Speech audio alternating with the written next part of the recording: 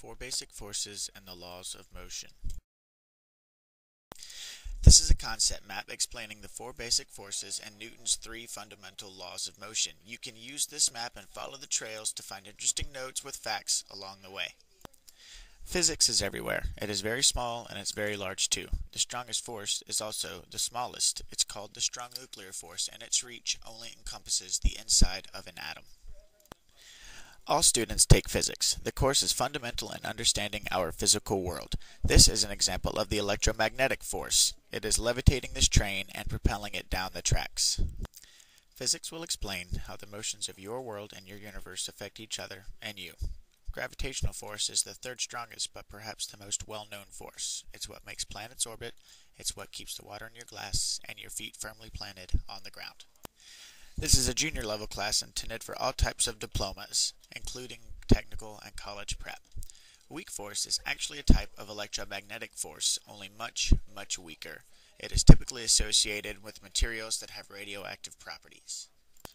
These are the Georgia Performance Standards associated with this particular subject matter and the ones which we will be satisfying with the completion of this unit.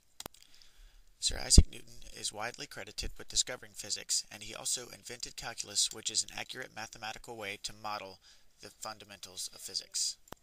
Physics will be a combination of lectures and lab work that will take place in a classroom equipped for both types of activities.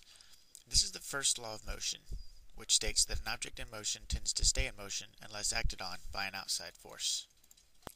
For example, this car would have kept moving if it had not impacted the wall.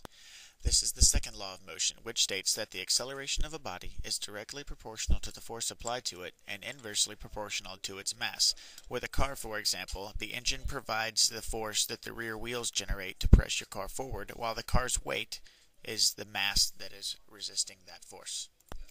Newton's third law of motion, most commonly known as the equal and opposite law, states that when one object exerts a force on a second object, the second object exerts a force of equal magnitude to the first force in the opposite direction. For example, when the rocket motors exert a powerful downward force, this gives rise to an upward force overcoming the force that gravity has on the weight of the rocket body, thus propelling the rocket upward into the sky.